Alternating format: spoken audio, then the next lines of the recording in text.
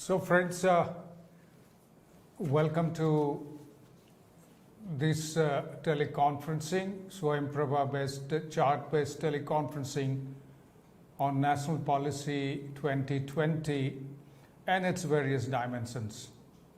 आप सब लोग वाकिफ़ हैं, यह आपका दूसरा कॉन्फ्रेंसिंग है, बीच में छुट्टी रहा कल 8 तारीख और पहला दिन हम लोग करिकुलम डिज़ाइन उसके ऊपर ICT ब्लेंडेड उसकी बातें किए थे और आज we have professor Sudeep Ranjan Jha with us from School of Science Physics.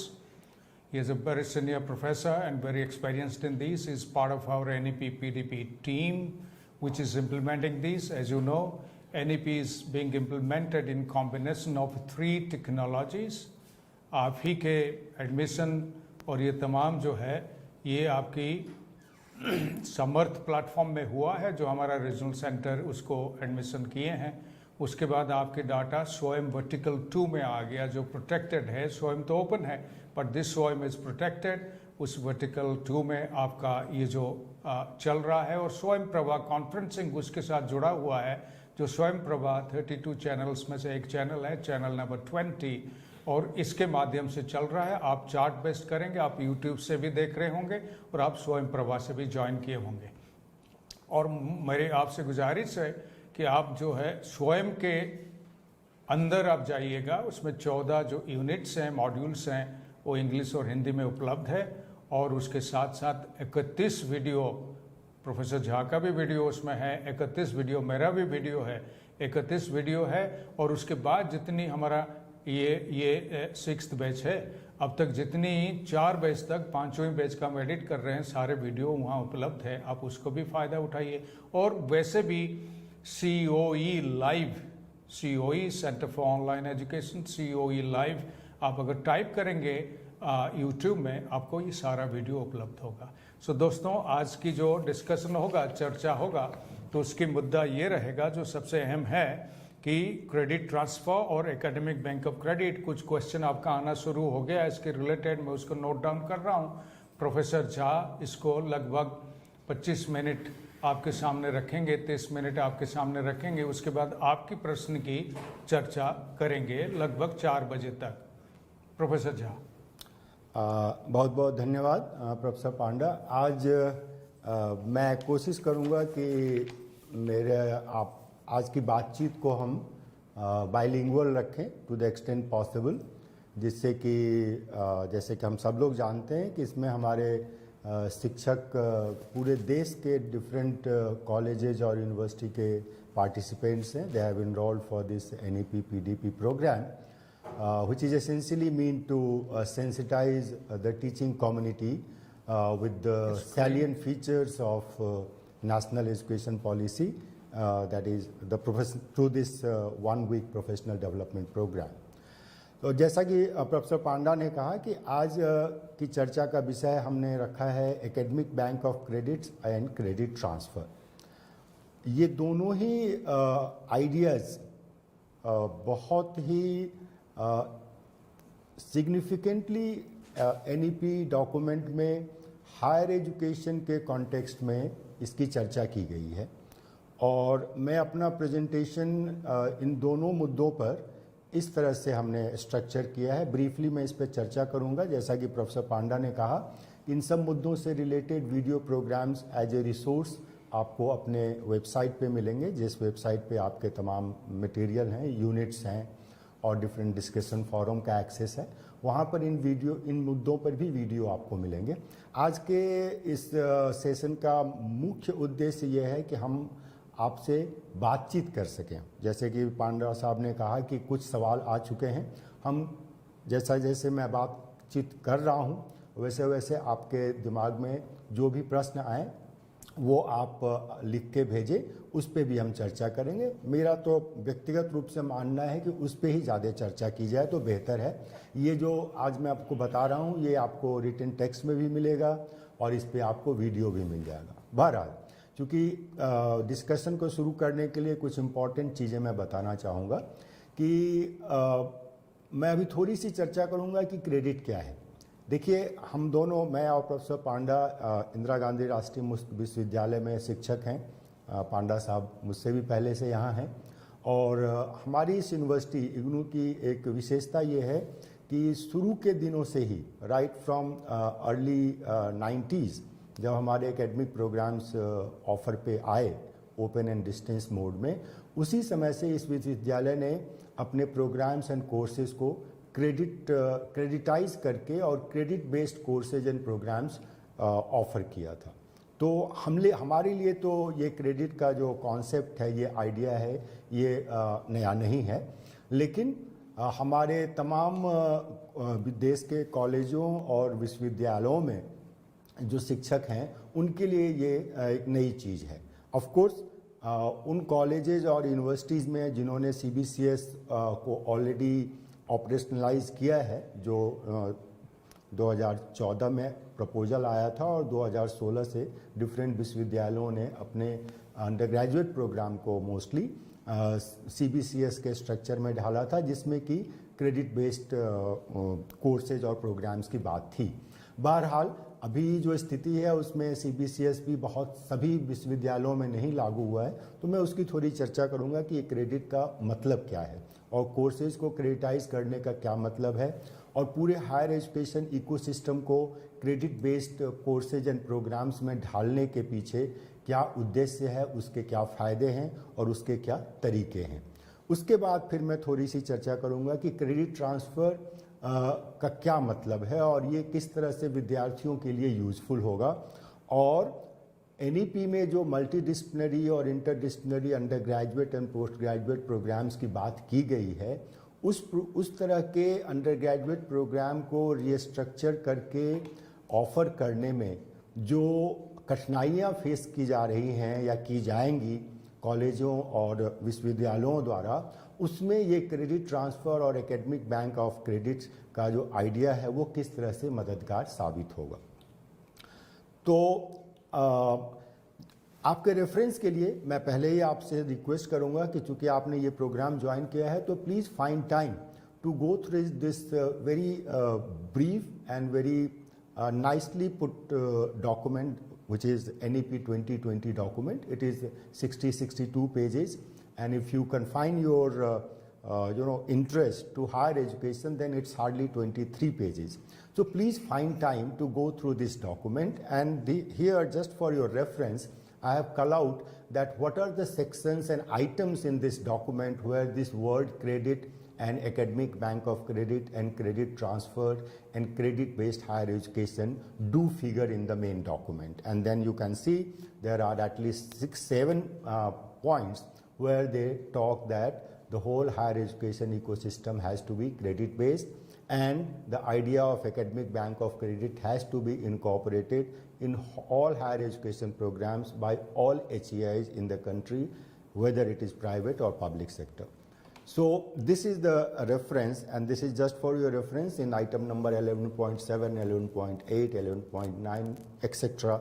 you find mention of credits, and therefore it is necessary to understand what is the intent of having credit based framework higher education as per the NEP 2020.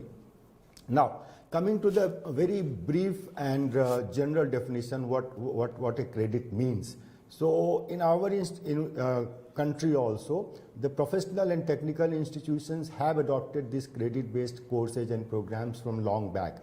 IITs is a case in point.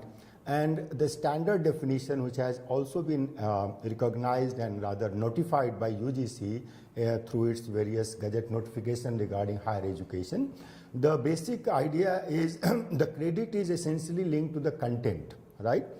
So as a teacher, you know that what is the content you want to transact at undergraduate level in say course X, right? So what we normally say that this is the syllabi for the course which will be transacted either over a period of one semester or in the annual system over a period of 1 year.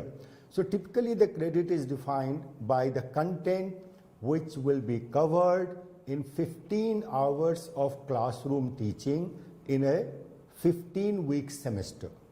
So now to simplify it further, if you have a 15-week semester and you assign 1 hour class per week for a course, then the content you will cover over the period of the entire semester in 15 classroom lecture is the content which will be given credit of 1, right? So this is the basic unit which is used for creditizing different courses, and as it is obvious that it is essentially linked to the content you are going to cover over a period of 15 classroom lectures in a face-to-face situation. That is the definition, a standard definition. Then there are linkages with the credit notion in case of open and distance learning, where there is no face-to-face classroom teaching kind of a situation. There the definition shifts the focus from teacher to a student, and the definition goes like this.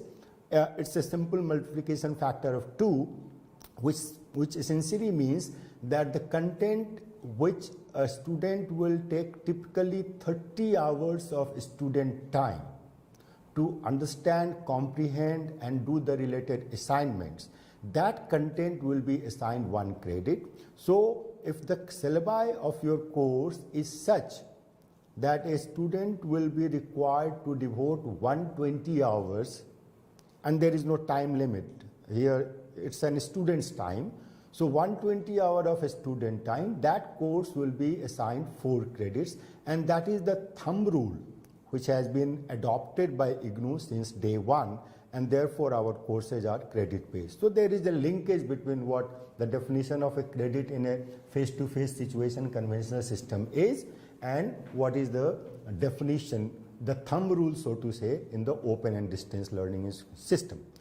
Now coming to the reference of NEP 2020, typically as a follow-up to NEP 2020 implementation, UGC has come out with different gazette notifications and guidelines, right?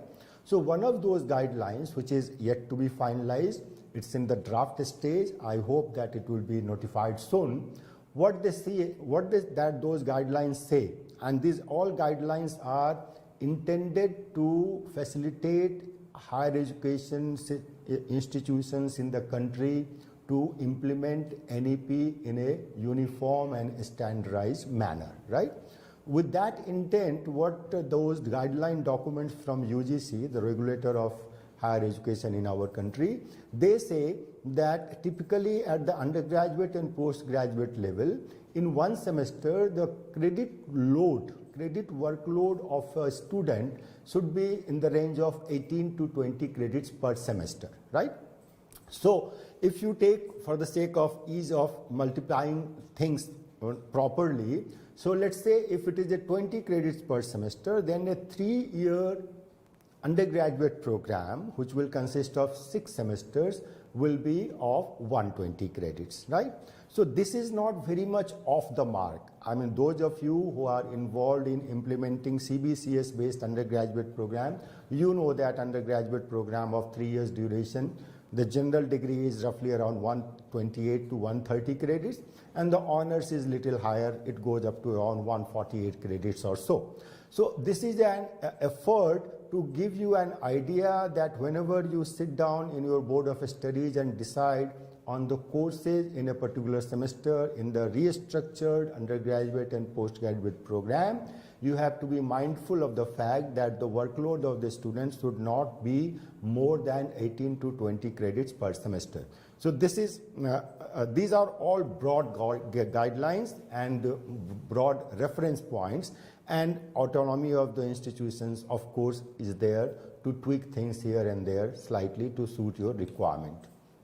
Now, with this particular credit, I talked about credit-based framework for higher education. Let me give you a brief idea that NEP talks. I think there must have been a very detailed session about what is multidisciplinary higher education as per NEP documents. So in that context, multidisciplinary and interdisciplinary undergraduate program restructuring, what they have done is that they have categorized different kind of courses which are necessarily to be part of multidisciplinary undergraduate education into these 5 categories, right?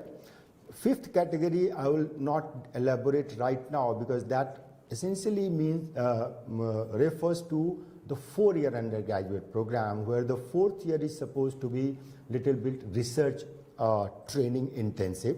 So let's confine to the 3-year undergraduate program. So in that case, you will see that there are 4 category of courses which are now necessary to be incorporated in your restructured undergraduate multidisciplinary program as per the vision of NEP 2020. Now, UGC has requested repeatedly to all higher education institutions to look into the structure of their undergraduate program to make it more and more multidisciplinary and things like that. Institutions are working in that direction. I'm very sure UGC will come out with a broad framework also. But the framework which is in place gives that whatever you do, you must incorporate these components in your undergraduate program. First is an obvious thing that we all have been teaching discipline-based courses in our undergraduate postgraduate program, so that is a given. What is the new component which institutions are expected to incorporate is the vocational and skill courses, which was not yet mainstreamed in the higher education ecosystem, is now an essential component of restructured undergraduate and postgraduate programs. And they have also said that of 120 credits, at least 16 credit worth of courses must fall into the category of vocational and skill courses, and it is a compulsory component. Earlier, you might have seen in many undergraduate programs that these courses will find place in the overall structure, but it was generally an optional course and students were not supposed to compulsorily take those courses. That optional aspect has been dropped, and now the request of NEP document is that it has to be a compulsory component of any undergraduate program. Similarly, a third category of courses where I have used the abbreviation, it stands for life skill courses, environmental studies, value-based courses, and global citizenship education. So they say that a basket of courses which will deal with all these areas, although UGC has already made environmental studies or environmental science as a compulsory, not compulsory, non-credit but compulsory course at undergraduate level long back, but life skill and value-based and global citizenship, these are 3 new components and which has to find place in the overall structure, and the credit weightage again has been given right up to roughly 16 credits. And the fourth and the most important aspect is that the general feeling is that our graduates don't have much exposure to either to the society or to the field of work or to the place where they are likely to be employed, right? And they are cocooned in a campus where they study all subject-based courses, and when they get out of the institution with undergraduate degree, they have no clue what is the work environment and what are other skills which is needed to be a employment-ready graduate, so to say. This is a term which has not been used in NEP, but the intent is like that. So that kind of exposure, sending students to the hinterland of the society, sending students to the place of work by either designing some kind of an internship, apprenticeship or field project, all these options have been given with a view to pick up what kind of training you want to give to your student depending upon the type of program they have joined. But one of these components is a must now, which was earlier again an option. Some institutions were keeping these aspects to give their students more exposure. So this is in the nutshell is the complete structure in terms of credits, how our future undergraduate and postgraduate multidisciplinary programs are likely to be in place and to be offered. Now, as a teacher, let me share some of the experiences that you will say that, okay, suppose I want to convert my undergraduate program into a credit-based program, how to go about it. So this is a brief outline. I have given you a basic definition. As a teacher, a group of teachers will sit together and then see that how to creditize their courses. As you know, you can always back calculate. The UGC has given you the thumb rule that an undergraduate program of 3 years has to be something around 112 to 120 credits, right? And then you back calculate and see that what are the courses you have been teaching, what are the type of courses which you are now required to add, which I just discussed, that value-based courses, and then you have vocational and skill courses.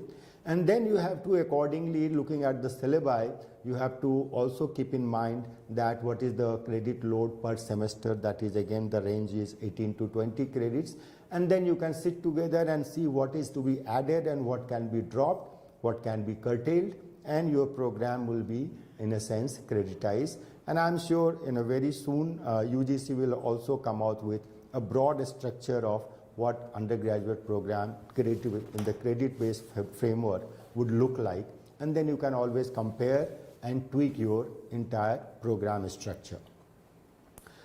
Now, I will just move fast here, that this 4-year undergraduate program is very interesting in the sense that it gives complete freedom to our students that what they want to study, that is not a decision which they have to take while they are taking the admission right after their +2. That is not the case. Now the situation is that for the first 3 semesters, that is almost for the half of the period of their undergraduate program, they will be studying courses from a variety of areas. Some of them I have listed there. Natural sciences, social sciences, humanities, mathematics and computational thinking and analysis. So all those areas they will be studying the basic courses, and then at the end of 3 semesters they have to take a call that now in the remaining 3 semesters, if they are doing 3-year undergraduate program, what are the subject areas in which they would like to specialize. So the whole idea of picking up whether you want to do BA or BCom, whether you want to do BA honors, whether you want to do honors in history or sociology, all these decisions as on date has to be made by students right after his or her +2 when they are seeking admission in the undergraduate program. Now that is a demand on the part of the student which is little unfair, so to say. But this scheme where you give them sufficient time of 1.5 years, that is 3 semesters, they get exposed to courses from all areas, science, social sciences, humanities, and vocational. I mean, vocational is to be mainstreamed, right? And then they can take a call that, okay, this area interests me, so let me now pursue a particular subject in deep, and then accordingly their degree will be tailored like that, whether they get BA or BCom or BSc. Now, coming to with this background, the whole idea of credit is essential because this NEP talks of academic bank of credit. Now, what is the objective of this idea, that is academic bank of credit? Let me tell you briefly. First and foremost, I will go into the details, how it facilitates national level mobility, how it facilitates MD higher education, how it all allows people to take a break in their studies and then come back again, how ABC will enable credit transfer, how multiple entry and exit is possible if the ABC is in place, and how it gives a world of choices in terms of courses students want to do, irrespective of the place or the college or the university where they are studying. So all these 5-6 main objectives, it can be made if the HEI ecosystem is take part into this academic bank of credit scheme, which is already operational through Ministry of Higher Education. It is a website-based portal, and every higher education institution has to register themselves in the ABC portal, Academic Bank of Credit portal. That is the first stage. They have to get the approval of their statutory body, and they have to meet certain conditions. If you're a college or university visits that site, they will find that what are the conditions, pre-requirement for any institution to be a part of ABC. That is the stage one. Secondly, once your institution is registered with Academic Bank of Credit scheme, then you have to automatically or necessarily make your students avail the facility by opening an account. So this is a typical bank. Instead of rupees being traded, either you can deposit or withdraw. Here what you deposit and withdraw, it is essentially meant for students. So what they deposit and withdraw is the credit earned or the courses they have passed. The moment a student passes a course, which is say let's 4 credits, then in the ABC, that academic bank, his or her 4 credits are credited, right? And once he or she has completed all the requirements of a program, all those credits will be redeemed, realized, withdrawn, and the student will be given a degree, whether it is a certificate or diploma or bachelor's degree. Now, details of ABC such as standard operating procedure, how it will work, what is the expectations on the part of a student, all those details HEIs has to put in the place on their university's website so that students and other stakeholders are aware that this institution is ABC compliant. Now, as a teacher, you will like to know there are many complicated questions with ABC because it's not something which is free for all. So UGC subsequently has come out with certain strict academic guidelines how this ABC scheme is to be made operational and how it will work. First and the foremost is that it is not that you pick up credits from variety of institutions and then you come to one institution and tell them that this is my accumulated credit and you give me degree. So that is not possible. That is first criteria, that if you want degree of, let's say, IGNOU, then IGNOU's Bachelor's of Science or Bachelor's of Art, then you must do at least 50% of the total credits of the program from IGNOU. And this applies to any other institution. This is one caveat of how ABC is to be made operational. Second is that suppose you want to take degree of Delhi University, right? So Delhi University has some requirement that for BA program you must earn certain number of credits in core subject areas.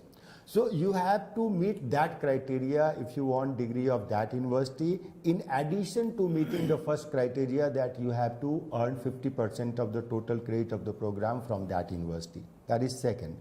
Third academic requirement is that credit accumulated in ABC, your academic bank, as a student I am talking right now, for a student, whatever credit is accumulated, its validity is only up to 7 years. The whole idea here is that in a cycle of 7 years, most of the courses of a program gets revised, and therefore, if you come after 7 years for a degree in which that course is a part, then the course has been revised and therefore the validity has been kept at the 7 years at the maximum. And last but not the least, it is so obvious that for a credit you have earned, right, you can redeem it just only once. It's not that if a course is a part of, let's say, 2 programs of a university, you can't say that you have done this course and therefore you redeem it to get 2 different degrees. That is not possible. Either you have to you can redeem it just to get only 1 degree. It can't be redeemed multiple times. So once you redeem it for a degree of any program, then that course does not reflect in your academic bank, so to say. Now, briefly on the credit transfer. As I told you that मैं और पांडा साहब इग्नू में हैं और हम इस credit से हमारे लिए कोई नया नहीं है, और जिसने जब से हमारे प्रोग्राम्स ऑफर पे हैं उसी दिन से हमारे यहाँ क्रेडिट ट्रांसफ़र भी हम प्रैक्टिस करते हैं, इसीलिए मैंने एग्जिस्टिंग प्रैक्टिस में सबसे पहले इग्नू रखा है। मुझे नहीं लगता कि और कोई दूसरा विश्वविद्यालय इतनी आसानी से बच्चों के प्री लर्निंग को रिकॉग्नाइज करके उनको उन कोर्सेज को फिर से नहीं करने की लिबर्टी देता है जितनी सुविधा से इग्नू देता है। बाकी यूनिवर्सिटीज़ भी देती होंगी, I am sure association of Indian universities के थ्रू अगर दो यूनिवर्सिटीज़ आपस में कोई कोलैबोरेशन करती हैं तो वहाँ पर लेटरल ट्रांसफ़र मिलता है। आप फर्स्ट ईयर अगर कहीं से किया आपने तो सेकेंड ईयर में आप जा सकते हैं, provided both the institutions fall in the overall AIU domain. So, but that is lateral entry. Here it's not like that. In IGNOU, if you have done one course in, let's say, BSc first year from any university, right, and you have joined IGNOU, so you will be with us for 3 years, no problem. But the course you have done and you have passed from other university, you can always seek credit transfer for that single course. That provision, I think, existed in the university system only with IGNOU. And as a teacher, how do you do that? How do we do that, right? So just to give you an idea, that's so simple that a student have to apply that I have done this course and this course as per the syllabi matches with the X course of IGNOU, which is part of my program. That is requirement 1. Second is that the course you have passed, you have to attach your certificate that you have passed the course from the university, and you have to attach the syllabi of the course which you have passed, right? So these two documents come to the university and it is sent to the faculty like us. Well, our job is to compare the syllabi you have passed, the course syllabi of the course you have passed, compare with our course for which you are seeking credit transfer, and if there is an overlap of 75 to 80%, we happily give you credit transfer, and you don't have to do that course of our program for which you have been given credit transfer, right? So this is the practice which it's so obvious for us. That's why I told you in such a briefly. I hope you understand what I mean. Now, NEP wants that this facility which IGNOU and some universities have been practicing, it should be made available to the entire country, across the HEIs in our country, right? So for that, naturally now you can, join the dots. For that, the first is that you must creditize your course. Second is that there should be parity in syllabi of different courses. Third is that there should be a uniform or some third party kind of setup where I can go and check that this student is claiming that he has done this course and this is worth this credit. So all those details I can log into ABC platform and enter the credentials of the student, and if it is everything is fine, then I will give him the credit transfer and that will be redeemed from his ABC. So, and most important and significant aspect of credit transfer and ABC in my opinion is that it will facilitate multidisciplinary education, because in our country IGNOU is a very uniquely placed institution, right? We have in a single campus 21 schools and roughly 40 plus disciplines teachers sitting in the campus of 150 acres. But that is not the case. Generally, we have colleges which are single stream college. It's an arts college or a commerce college or a science college. Even the university departments are working in a very compartmental way. So how do you make your programs multidisciplinary? Suppose you are a BA, you are a teacher in BSc Science College, right? And you want your student to study a course in mathematical modeling, or you want your student to do a course in computer science, basics of computer science, or history, right? So what is the option? You don't have any option. But think coolly, if the scheme of ABC is in place, then your students can always join other institutions, SWAYAM platform offerings, and they can earn those credits. You just have to recognize them.